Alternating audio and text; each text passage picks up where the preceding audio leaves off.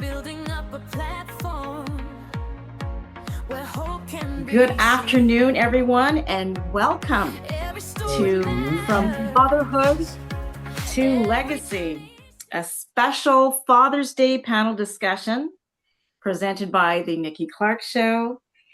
And today we gather to celebrate fathers, mentors, leaders, and community builders who shape lives, strengthen families, and leave lasting legacies. Today, we will explore the impact of fatherhood, mentorship, faith, leadership, resilience, and community service. I am Dr. Nikki Clarke, host of the Nikki Clarke Show and founder of the Nikki Clarke Network, and it is my privilege to serve as your moderator today. And I want to thank you for joining us. But before we begin, just a reminder, please keep your microphone muted when you're not speaking, and we encourage respectful dialogue and engagement throughout today's discussion, and any audience members are invited to submit questions through the chat. And the session is recorded, and it's going to be shared through the Nikki Clarke Show and the Nikki Clarke Working platforms. And we ask everyone to be mindful of time so that all the panelists have an opportunity to contribute. And our goal is to inspire meaningful conversation that uplifts fathers, families, and communities. But before we begin our discussion today, I would love to invite the Very Reverend Father Peter Clarke, hailing from Jamaica today, to begin the session with prayer and reflection. Father Clarke? Thank you, moderator Dr. Nikki. For the little prayers that I have is from Psalm 133, and the reading is Ezekiel chapter 36, verse 24 to 28, and a short prayer. Behold how good and how pleasant it is for brethren to dwell together in unity. It is like the precious ointment on the head that ran down the beard, even the Aaron's beard that went down to the skirts of his garments. And as the dew of Hermon, as the dew descended on the mountains of Zion, for there the Lord commanded the blessings, even life forevermore. And the great ancient prophet Ezekiel wrote in his book, chapter 36, verse 24 to 28, the Lord of hosts speaks to us, I will take you from the nations and gather you from all countries. I will sprinkle clean water upon you and purify you from all defilement. A new heart I will give you and put a new spirit within you. And I will remove from your body the heart of stone and give you a heart of flesh. You shall be my people, and I will be your God. Amen. Let us pray. Heavenly Father, we thank you for this moment. We thank you for putting together by technology this group to discuss the importance of fatherhood in our lives and the legacy that we leave behind. Bless those who are present, bless our moderator, and bless those who are listening online. All these mercies we ask in your name. Amen. Thank you so much. Amen. Father Peter Clarke. And as you led us in prayer, we will introduce you first as one of our esteemed co-panelists. Our first panelist is the Very Reverend Father Peter Clarke, a respected faith leader whose life has been dedicated to ministry, service, education, and community building. Throughout his distinguished career, Father Clarke has inspired countless individuals through his leadership, compassion, and unwavering commitment to faith, and his legacy reflects the power of servant leadership and the importance of giving future generations with wisdom, integrity, and love. Welcome. Thank you for being here. Thank you. Our next panelist, you're welcome. Our next panelist is Mark Lorray, a dynamic speaker, author, and transformational leader dedicated to helping individuals discover purpose and maximize their potential. Mark is passionate about empowering people to lead meaningful lives, embrace personal growth, and create lasting impact within their families, workplaces, and communities. Welcome, Mark. Thank you. And we are honored to welcome Roger Caesar, a visionary leader, author, coach, and mentor. Roger has devoted his work to helping individuals live with purpose, lead with integrity, and build legacies that inspire generations.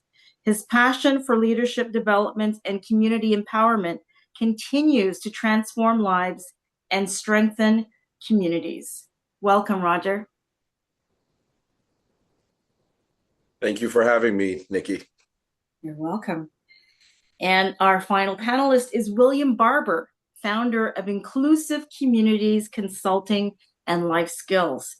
William is dedicated to advocating for inclusion, leadership development, mentorship, and community engagement. And through his work, he empowers individuals and organizations to build stronger, more connected communities and create opportunities for lasting success. Welcome, William. Thank you, Nikki. It's a pleasure to be here. Thank you so much. All right, let us begin our panel discussion questions. So, opening question for everyone is the same. And we will start with the Reverend Father Clarke. The question for everyone is, please introduce yourself and briefly share your journey and what has shaped your leadership philosophy. I am Reverend Peter Douglas Clarke, 85 years old, 60 years of marriage, 3 children, Dr. Nikki, Scotty, deceased, and Douglas, 3 grandchildren, Navan, Cara, Josiah. I am Jamaican by birth and Canadian by naturalization. Retired minister of religion and well, that's about it. A community leader, father, husband, grandfather. Thank you so much. And many, many more accomplishments, but we'll talk more about that in the discussion. Thank you so much. And the same question, Mark. Good afternoon, everybody. My name is Mark Lorray. I am a father of, in total, 9 children. That's 5 9. biological. Yes, 9. 5 biological that I have, and my wife. We've been married before, and she has 4 children. So together, 9 children and 1 grandson, who will be 2 in September. I am a business coach and a podcast host also. I am a believer also, born in Jamaica, but raised here in Canada. So a lot of people say I'm more Canadian than I am Jamaican. Yeah, just happy to be here today. Excellent. Thank you so much. Roger, same question. Hey, Nikki, and hello to everybody. Along with what Nikki already introduced, I am the founder and owner of Caesar Empire Speaking and Coaching, where we are building an empire of captivating communicators. I am the third place winner, 3rd in the world at the World Championship of Public Speaking, and I help individuals learn how to find their voice and to maximize greatness through turning their resistance into resilience and being able to lead with presence and power. I also am an instructor at the University of Toronto, where I teach public speaking and business presentations. But I would say that when it comes to legacy, it is all about how you leave this world a better place than while you were here. So if I can do that, and the gentlemen that are here as well are obviously trying to do that as well, that we leave something for others so that they can look back and say, thank you. Fantastic. Thank you so much. William. Thank you for having me again. My name is William Barber. I first want to say it's a pleasure to be joining these three fine gentlemen and having this opportunity. So thank you, Nikki, for this. I am a father of 5, and I thought that was going to be a big number until I heard Mark say 9. So a father of 5. I am a business owner. I am a volunteer firefighter. Sometimes I define myself as a high school dropout who defied the odds and did a lot of things that people told me I'd never be able to do. So now I dedicate my life to trying to show people that anything's possible. And if you believe in something enough, then you can achieve it. And I'm hoping by being here today, I can share that message with everyone. Thank you so much. We appreciate you. All right, let's get into some more questions. And for Father Clarke, when you hear the phrase from fatherhood to legacy, what does it mean to you personally? Well, all due respect to everyone, and especially our firefighter, I think of my father, fatherhood to legacy, and what I learned from him, the patience that he demonstrated, the respect and the humility that I learned from him. And he always taught me a phrase that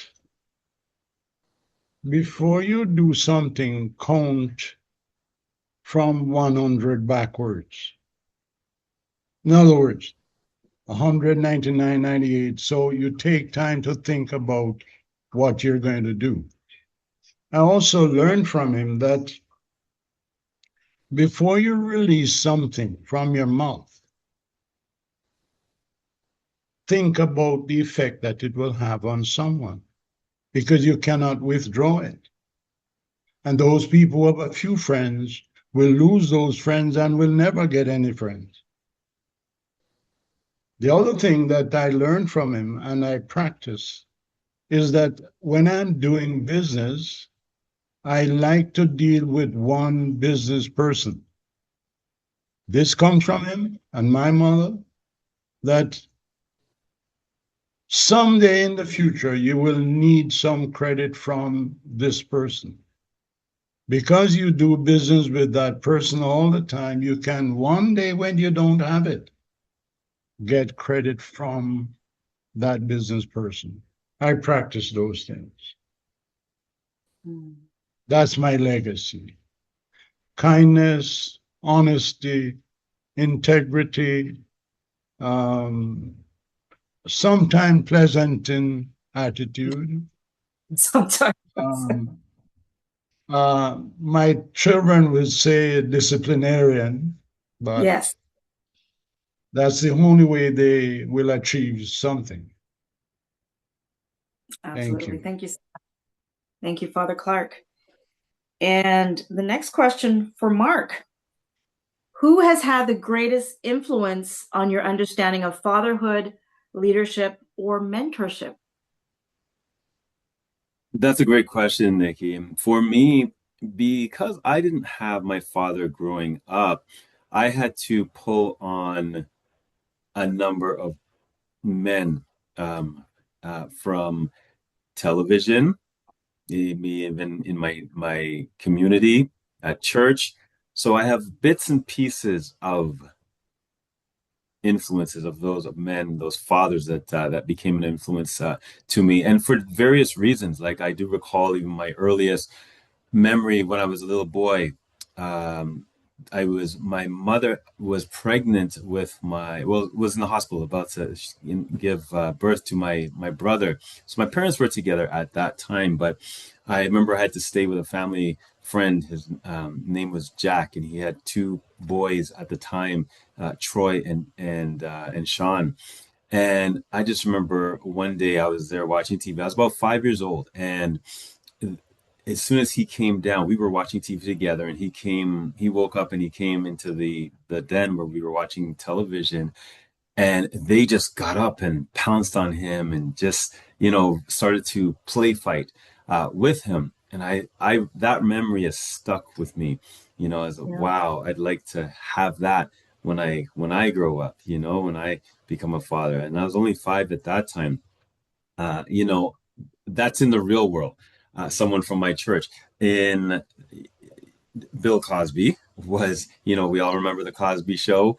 That was a father figure to me at the time, just learning and watching how he interacted with his children on the show, and the various things that they went through. And that's how the Waltons was another show there. I don't know if any of you know the Waltons. That's an old show. I, for some reason, gravitated to that and just saw how that was, taking place back in the early 20s and 30s, I think it was, and how fatherhood, how he fathered his children through those times. So I have little bits and pieces of those, who have influenced me, and I'd probably still say continue to even in as an adult that I am right now. I'm always looking to learn and grow and become better. Fantastic. Thank you. I remember watching the Waltons too. John Boy. Being the head of the Yeah. That's it. Love it. Thank you. Roger, what do you believe is the most important role a father plays in a child's life? Oh man, I'm listening to both Reverend Clarke and Mark here, and of course William. I am blessed with two beautiful daughters, 31 and 21. And as you know, Nikki, I just literally this morning got back from New Brunswick for my daughter's graduation. She got her 3rd degree. This one is a master's in psychotherapy. My oldest daughter, and as a father, I feel blessed because I think that our role is to help our children to believe and to hope that there is so much that they can do. And we as fathers have to be that, almost like a cheerleader, but at the same time, be that harness that holds them together. And when I look at even the way I was as father, and my father led by example. He was a very, very well-spoken man. As a teacher growing up in the Caribbean, can articulate his thoughts very well, spoke very calmly, and got the message across. But it was by his actions that I most remember, because he was very dedicated and hardworking, and he was driven. And I see that a lot of those things in myself now, even though at the time I used to go back and forth and battle with him, wondering, well, why isn't he not at my track meet, or why is he not here? But then later on, I learned that he was working very hard building the family-owned business that we had. But in saying that, I used to watch how dedicated he was to making sure that we were all safe, we were all comfortable, and no matter what he was doing, the work ethic was seen, the way in which he made sure that we were always under that harness, always protected. And you can look at him and say, oh, man, if I work just as hard or even more like my dad, I can achieve all the things that I can. And lo and behold, he's done a remarkable job. And that's what I try to instill in my children. And seeing them succeed now is a blessing to me. My youngest one is in her 4th year. She's made the dean's list at university for law. very, very, very excited about that. Fantastic. Fantastic. Thank you so much for sharing that. William, what values should fathers intentionally pass on to future generations? Again, another great question, and this could be something that I could probably spend the next half an hour to an hour talking on, because there are a lot of values that I believe fathers should pass on to future generations, but we're going to keep it short. There's three that I can think of off the top of my head: and patience, understanding, and kindness, because I think that kind of, it pulls in a lot of how we should be teaching our children or people that we're able to influence or mentor.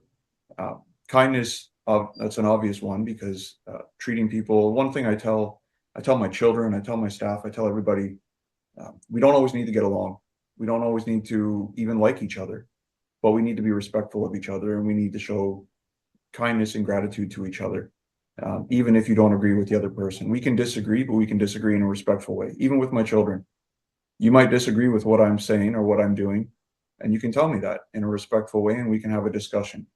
And that's, I think, where patience and understanding comes in, and teaching our children and our people that we mentor, and people that look to us as leaders, teaching the patience and the understanding of knowing someone else's situation and knowing where they come from, knowing why they make decisions or do things a certain way. We might not fully understand, but if we have an open mind and we're willing to listen, and we have the patience to listen and see something from another person's point of view, then I think that helps in our interactions with people on a day-to-day basis.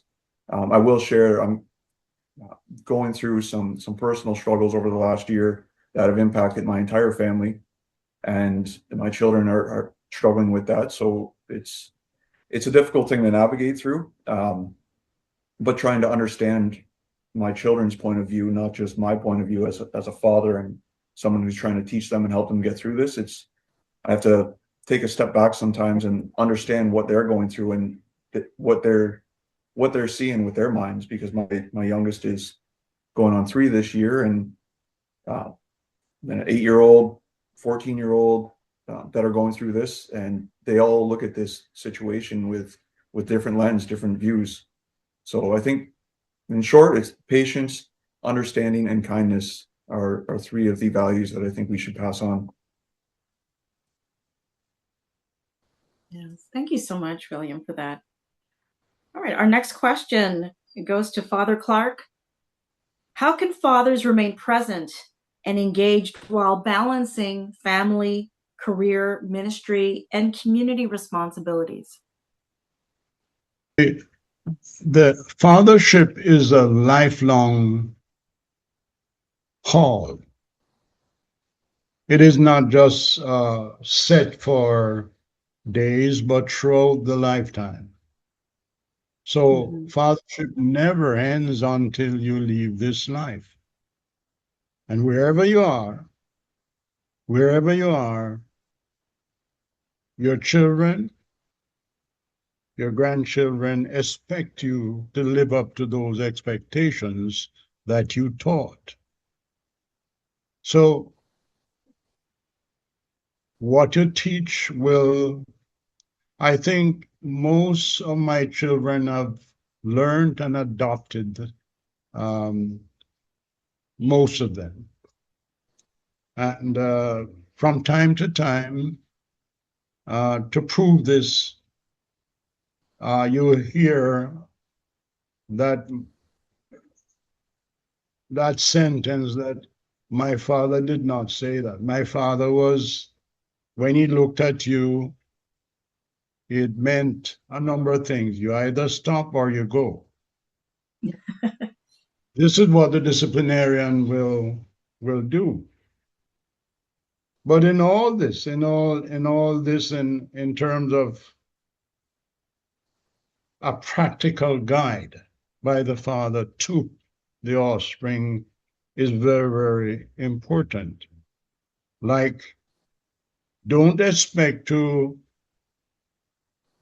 go to work without adopting punctuality.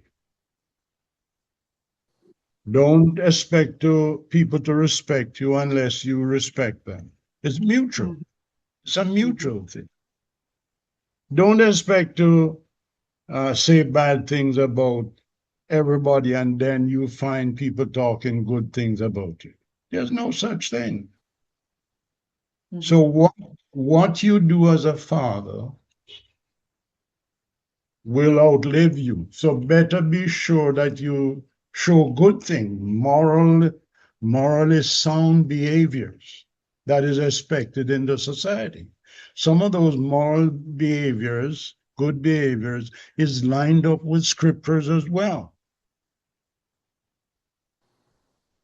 Because all the things that we learn here on earth is patterned off scriptures and what our supreme being taught us through his child, his son, Jesus the Christ.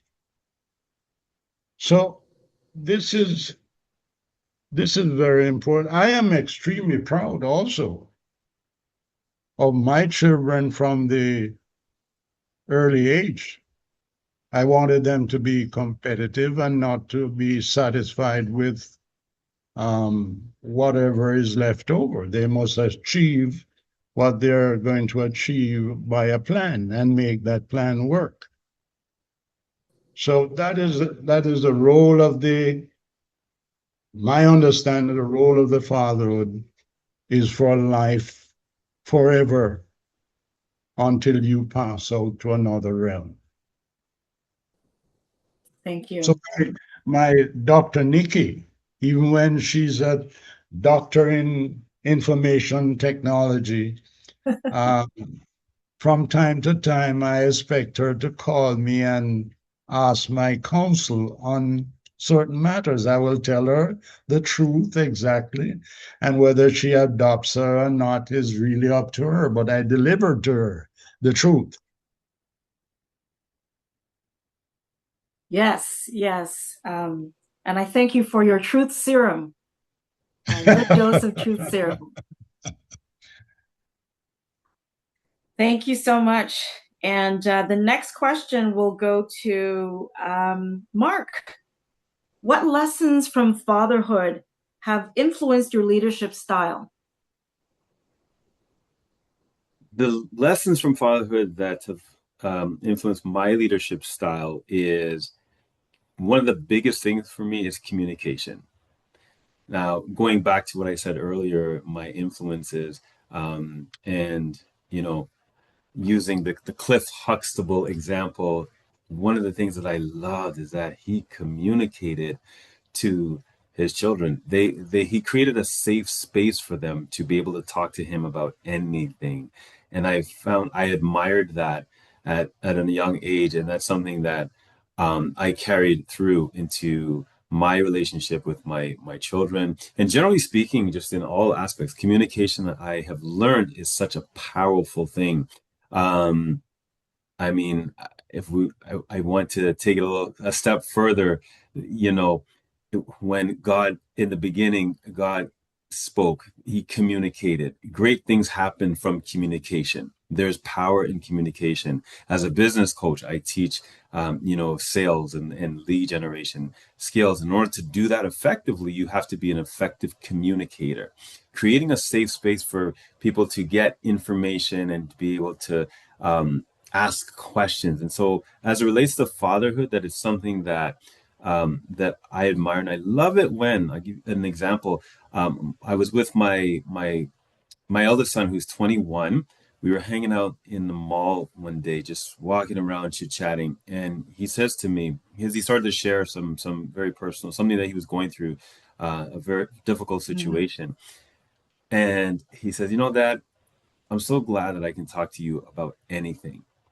And I often say that actually is a parent's goal. You may not be able to buy them the greatest or the most expensive things in the world. And really and truly, that's not really what our goal should be.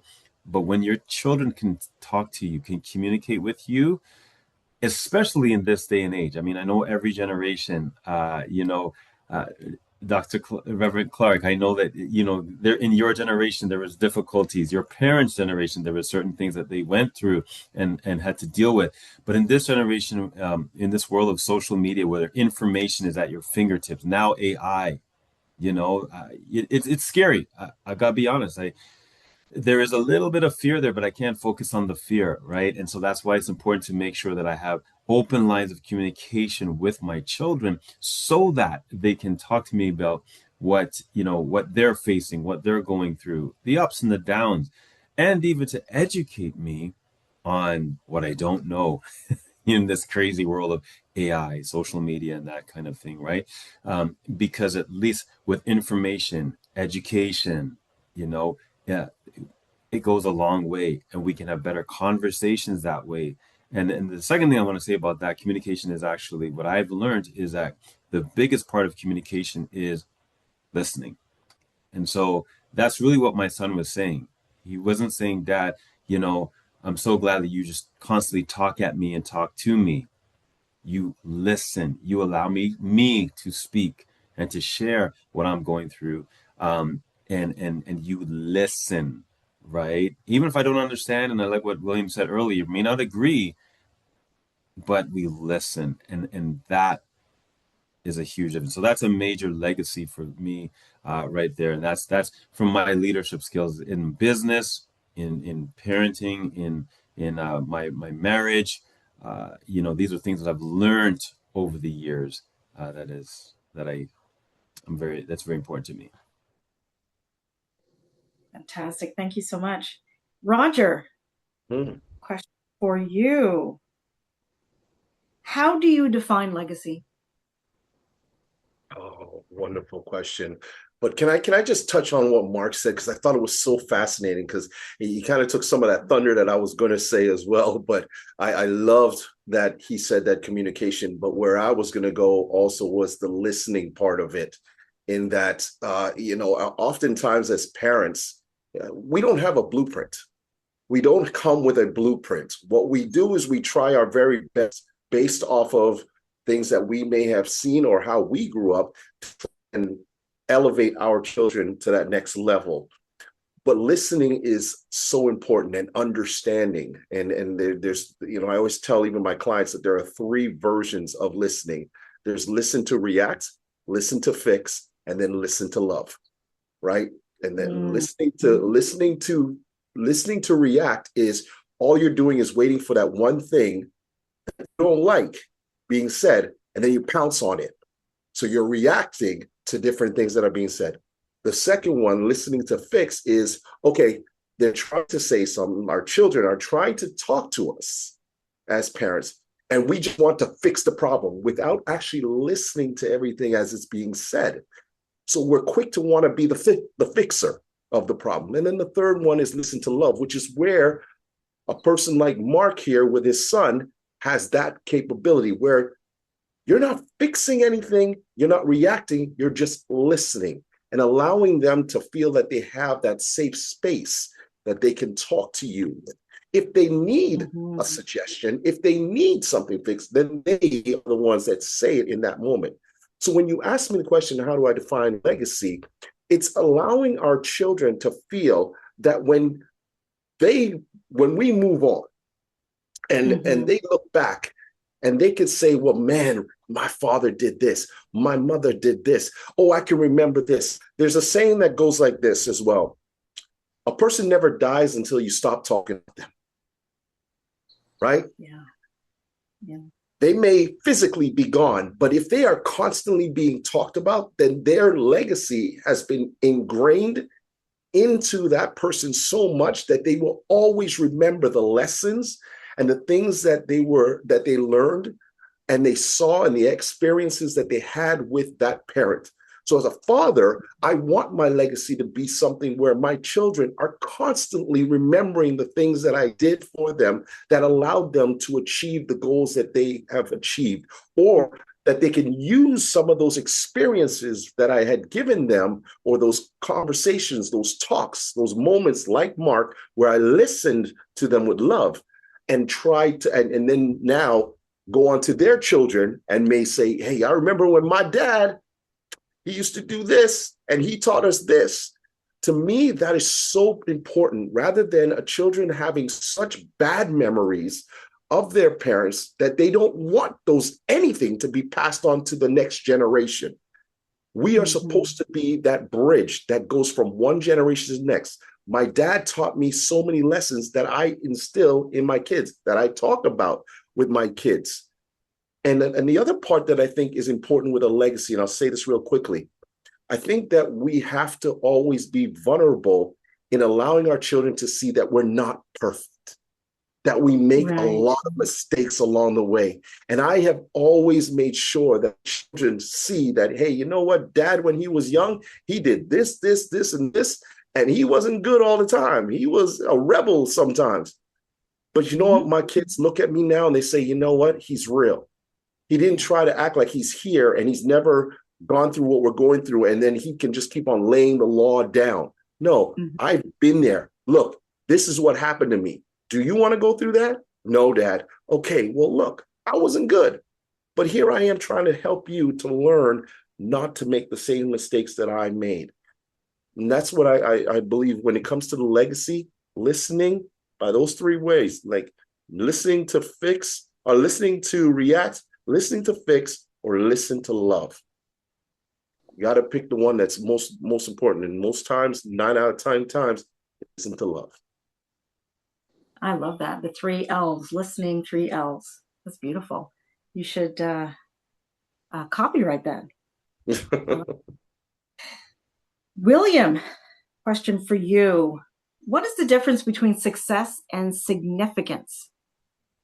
All right, another great question. I first want to say I feel very blessed to be able to sit here and listen to everyone answer these questions and talk. I feel like I'm being very inspired and I'm learning a lot. So again, thank you for this opportunity. So the difference between success and significance, I look at, we can be successful, but are we really making a difference? And I think that's the difference between success and significance. And I'm gonna share a bit of a background story. So I went to college later in life. I was 29 when I went back to college, and a lot of my reasoning for going to college and furthering my education was I was making money, I was working, but at the end of the day, I felt like I was collecting a paycheck and not making a difference in people's lives. It didn't matter if I was there or not. It didn't matter if I was at work or not. They would just replace me and someone else would do the job.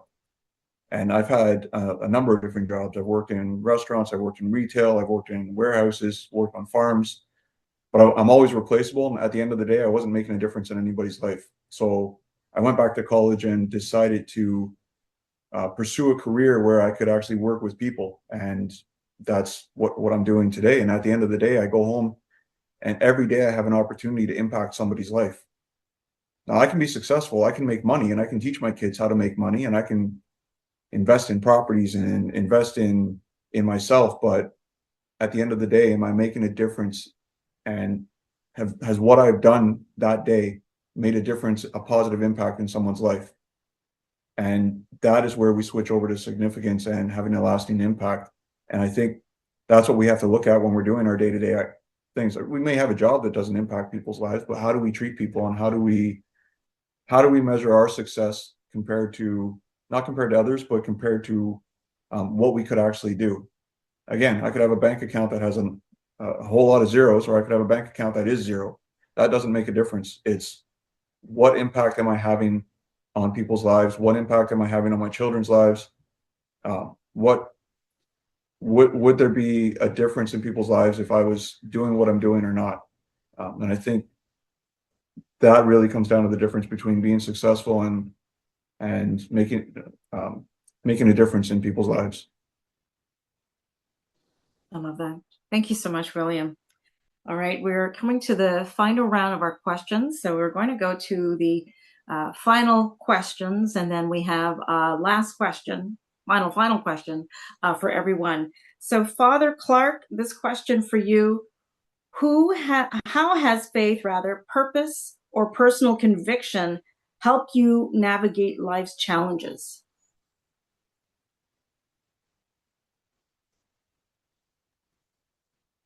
I had to switch off my sound because Remember, we're in Jamaica where we pump out sounds. You will hear from the street.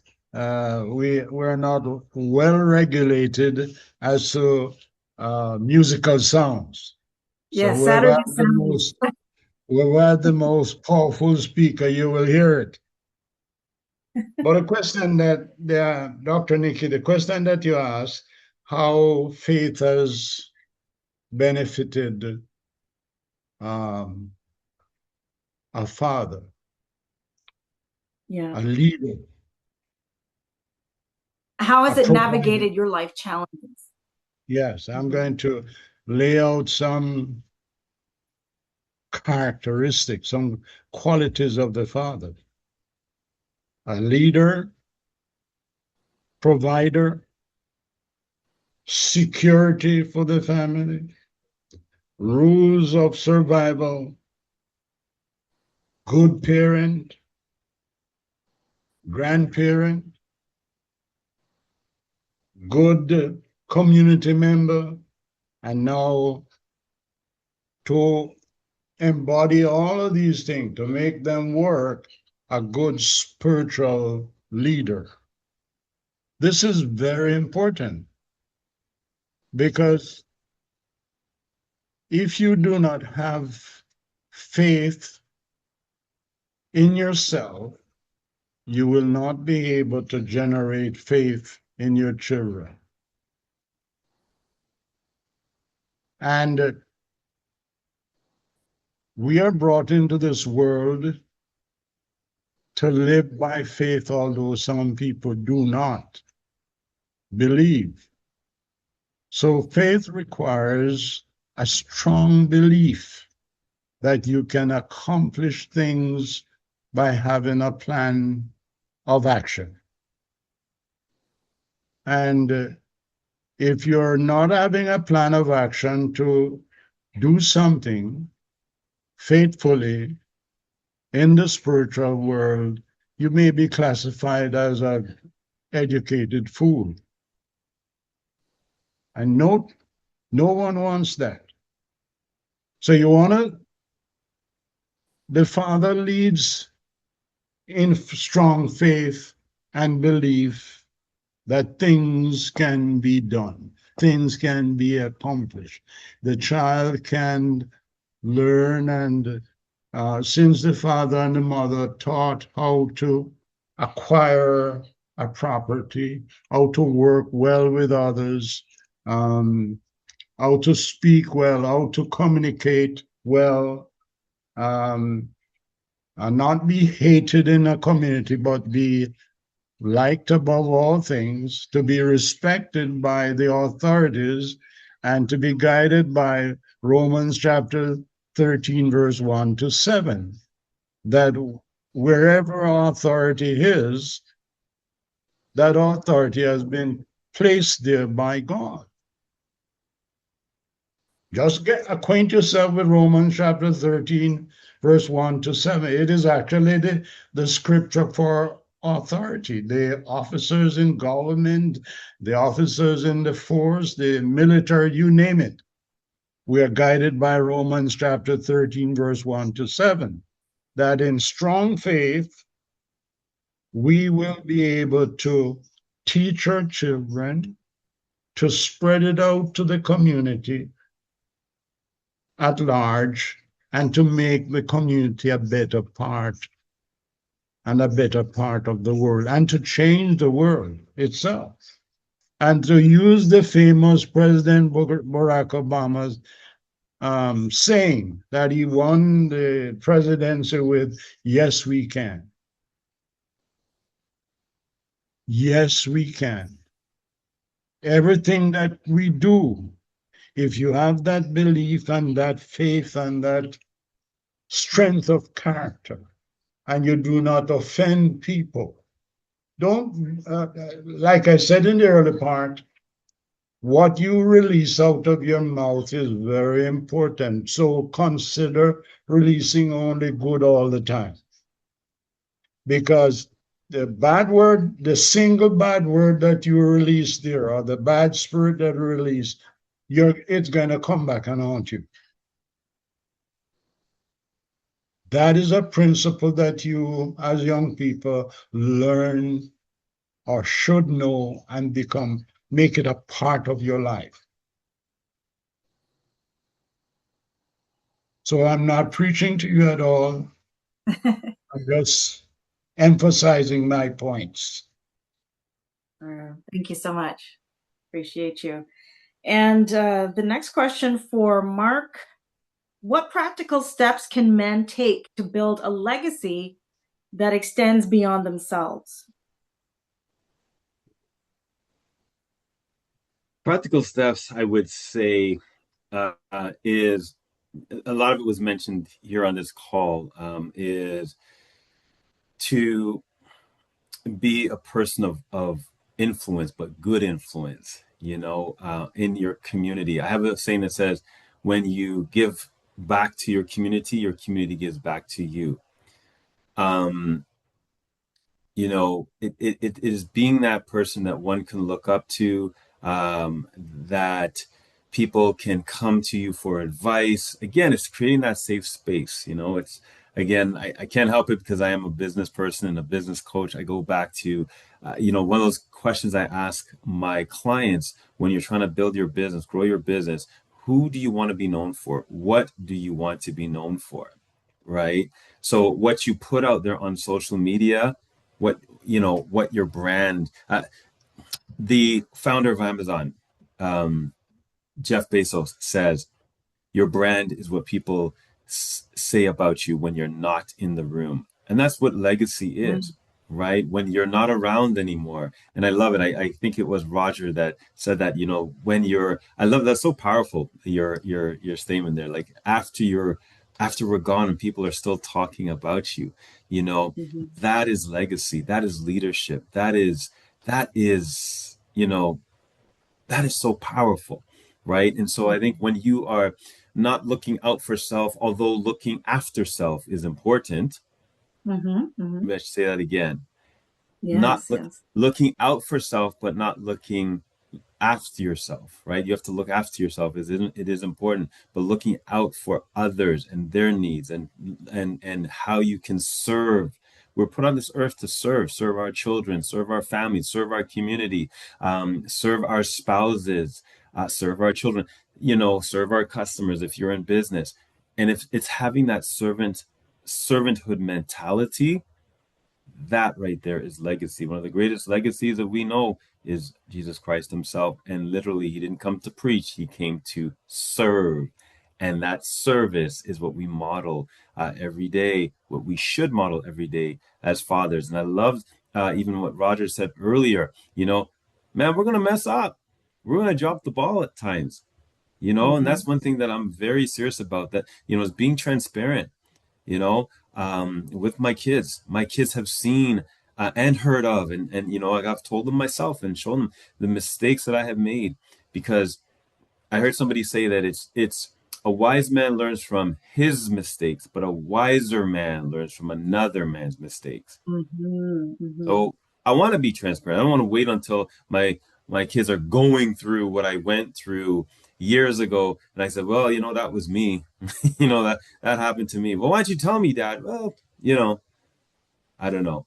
I didn't want to share it. I wasn't ready. No, we have to be open and transparent, and just, serving our children, as I said, be that servant to serve them to the best of our ability, so that they too can be great leaders and pass that on. The baton, as we pass on the baton, they pass on the baton too, at a higher level, at an elevated level. Excellent. Thank you so much. All right, let's return with Roger. The question for you is, what role does community play in shaping future leaders? Well, I think at the end of the day, the community can be very impactful, but it all starts at home. I still believe that the foundation starts at home, right? And how we bring our children out into the world. And I think I believe it was Mark that said that, we're in an era right now where we have social media and everything is at the fingertips. And sometimes our kids go out there and they listen to these things. We have to build a community around them. It's kind of like that old saying that's, I just lost my train of thought. It'll come back to me, about the community and how you build it around your children and those that are around you and those who are there in that community. You have to have good people that are surrounding you so that your children see some others in the community that they can also follow in a good manner.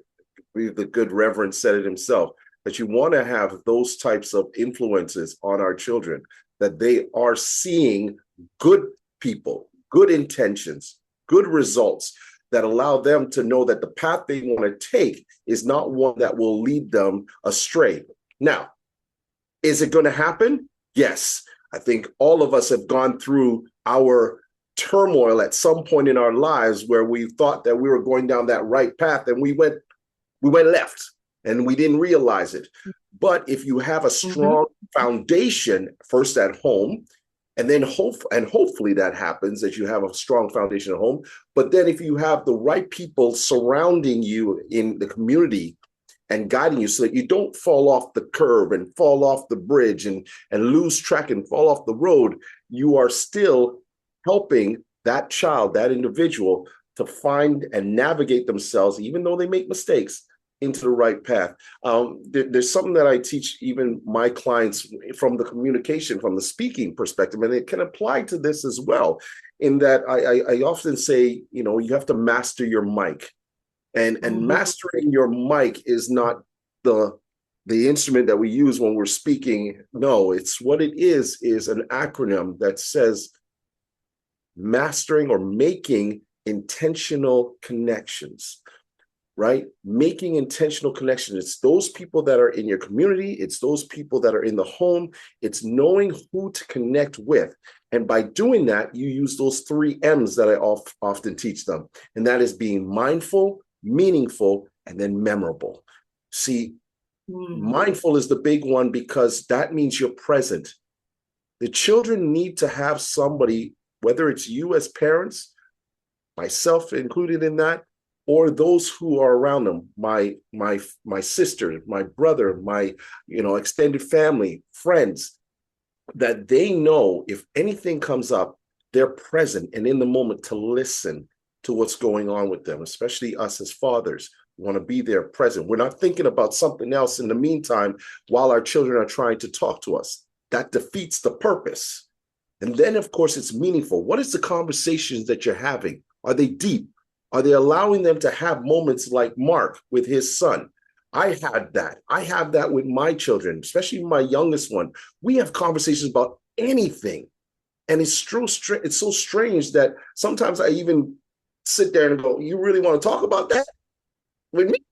And she goes, okay, Dad, come on, we can talk about things like this. But she knows that we'll have those meaningful conversations, and that turns into being memorable, that they remember these things. And so always surrounding them in the proper village of, I'm still trying to remember that saying. Help me out, everybody. I don't know why, for whatever reason, I'm forgetting that particular saying. It takes Roger, a do you mind village. if I jump in real quick? Yes, it takes a village. It takes a village to raise a child, right? There you go. It takes a village to raise a child. I don't know why it was not coming to me at that time, but that's what it is. And a proper village, of course. That's what you want. Right? We want our children, obviously, to always succeed, but we also want them to also learn from mistakes that they make. And when they do fall, to have the right people around them to help them get back on the track or back on the road and continue on forward. Meaningful. I love that. Memorable. Meaningful, mindful, memorable. Okay. You're very good with the alliterations. Very, very nice.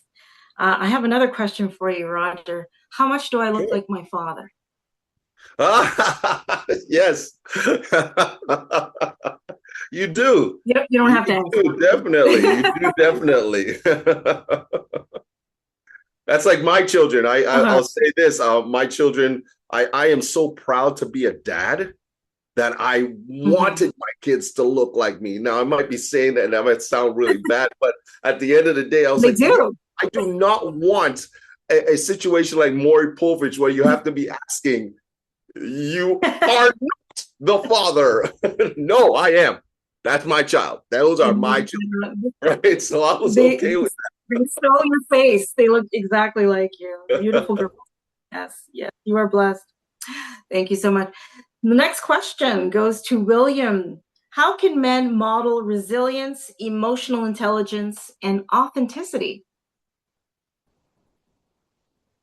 I think modeling resilience, emotional strength, and authenticity, I think we can do that by not hiding our struggles. I think it's okay for our children, for people to see that we struggle. We struggle at times. Again, going back to Roger said it, we make mistakes. We're going to drop the ball.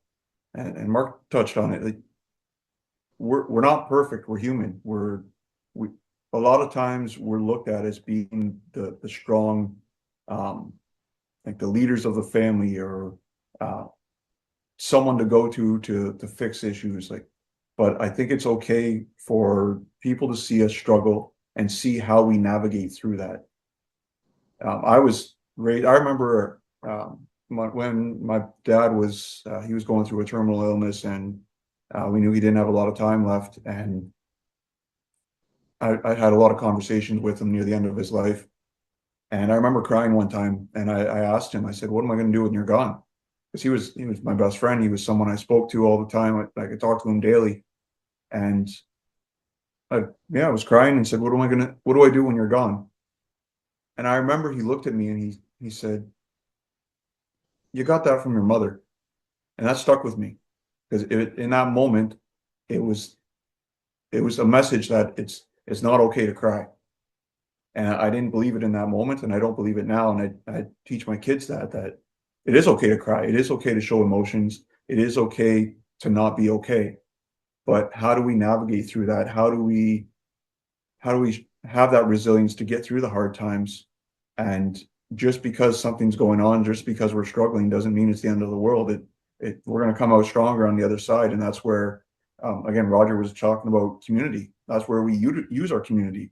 It may be going to our parents. It may be going to loved ones. It may be going to trusted people to say, I need help. I need the help to get through this. I don't feel like I can do this on my own. And that's okay. It's okay to ask for help. It's okay to reach out. And I think by doing that, by being honest with our kids, by being honest with people that look up to us and look at us as leaders or mentors or parents, we show them that by doing that, and by showing them, by being honest, we're giving them the tools that they need to be able to go through the hard times in life, because life isn't easy. Life can be as fun as we make it. Life can be as fun as we make it. I say this all the time. If you're not happy with life, then you need to make changes. But even though we focus on trying to be happy and trying to better ourselves and trying to enjoy life, there are going to be times where it's not fun and it's not easy. And that's okay. Yeah. So I think that's how we model that, and how we teach our kids and the people that look up to us is just by being open, being honest, and modeling that. I love that. Yeah, modeling humaneness, I think, is really, really important for children to understand about their parents. Beautifully said. Thank you so much. Well, I've just been so blessed, sitting back and listening to the incredible sharing. I want to thank you very much for your time and for just being so candid and open and inspirational. So this is our final question for everyone. We'll start with Father Clarke. In one sentence, what legacy do you hope people will remember you for? Yeah, I don't want to miss out this, and I did. Okay. My respect as a father, some fathers do not respect their girls. I believe that any one of my children can achieve whatever they set themselves to achieve. This is not a common thing about some males. I believe that a woman can achieve great things just like a man. And that is why I believe my marriage has lasted over 60 years, because I have deep respect for my wife, my daughter, and all my sisters, and many of them. The one question, the one sentence that I need to say, I would like to be known for respect, mutual respect, kindness, a pleasant personality, and a teacher, and morally sound, and a disciplinarian. Thank you. Blessings. Thank you. And if I may extend, I want to say that you've been a great father to me and to my siblings and my children. And what I have learned from you is if you can see it, you can achieve it. And you've always poured into me who I was at a very young age, dealing with some challenges growing up in an all French neighborhood as the only Black and English family. We dealt with some barriers very early. And We I had to remember speak French. we had to speak French, and also We had to had speak to French. deal We with, learned it. yeah, learned it quickly, and also understood that I had to embrace and understand who I was so that I wasn't broken down by certain discrimination that I was dealing with, in school or outside of school. So that was the teaching I learned from you very early, who I was as a West Indian, as a woman, part of Canada, the world. I learned my Black history through you. And Father Clarke is very humble, but he is actually one of the co-founders of the Montreal Black Business Professional Association, which is the prototype for the BBPA here in Toronto. So it was a group of Jamaican men who got together and said, you know what, we have a community of Black businessmen here in Montreal 1972. in 1972. And he said, let's get together, work in solidarity, and build a business community. And I was your sidekick, Dad. So I came to all the lectures and the different events, and I met Reverend Jesse Jackson. May he rest in peace. He just Yes, passed yes, recently. yes. I met him at 15 years old at one of your events. So Andrew these are all Watson. things I learned through you. And I want to say something just to add to that. With the unfortunate prejudice that not too much in the Canadian society, but maybe in Montreal a little bit. When were going through all this, I said to you, remember you are a Black princess in exile. Remember that? You're a Black princess. Don't worry about it. Remember that you are still a princess in exile, and you still are in exile out of the beautiful motherland. And that is to confer what my mother has taught me. My mother taught me that while there were color differences in Jamaica, because we were of a dark complexion, we had to go to school. They told her that you and your children had to school, and we did it. And most of, if not all of us, are graduates of universities. So hail Bernice Ray Harrison Clarke, your grandmother. Blessings. Yes. Thank you so much. And the question for Mark, same question. What legacy do you hope people will remember you for? 100 years from now will not matter the sort of house I lived in, the kind of car I drove, or the amount of money I had in my bank account. but the world will be different because I was important in someone's life. I will make mistakes, but I will not make excuses. I wrote that when I was 19 years old, and I Yeah. live by that motto, and I'm 51 today. Thank you for having me, Nikki. Thank you. Congratulations. Wonderful, wonderful. Same question, Roger. I would hope that in my legacy will be that he always gave everything, every time, that he helped his children and helped others in the community to rise. As my grandmother once said, when you rise, lift others with you. And that my kids will see that type of person that I am.